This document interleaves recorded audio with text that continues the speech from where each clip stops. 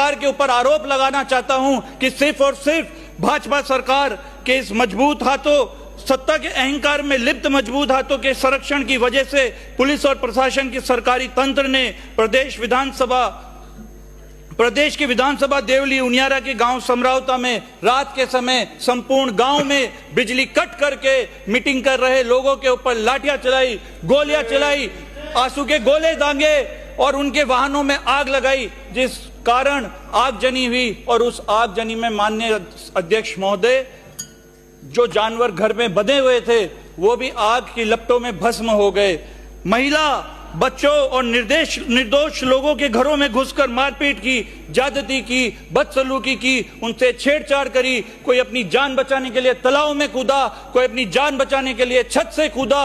और इससे भी जब इनका मन नहीं भरा तो इनकी पुलिस प्रशासन ने निर्दोष लोगों पर केस लगाने का काम किया।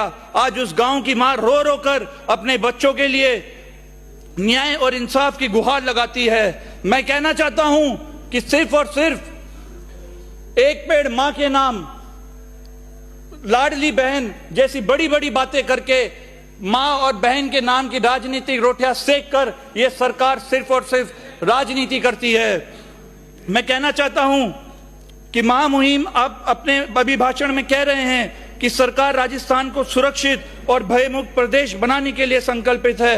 आप कह रहे हैं कि आपकी पूरी कोशिश है कि देश विदेश में राजस्थान की छवि अपराध मुक्त प्रदेश बने।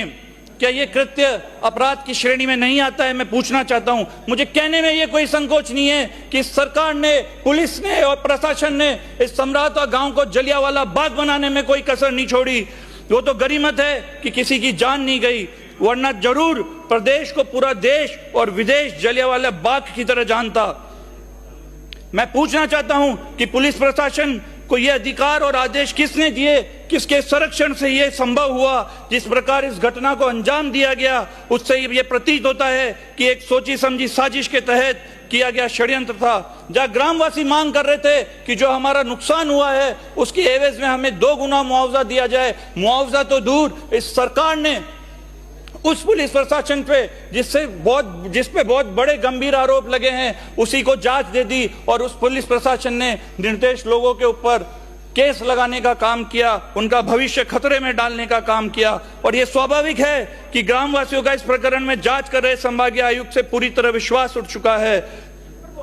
आज इस निंदनीय घटना के बाद न सिर्फ समरावता, आसपास के क्षेत्र के गांव में बल्कि पूरे प्रदेश में भय का माहौल व्याप्त हो चुका है। इसलिए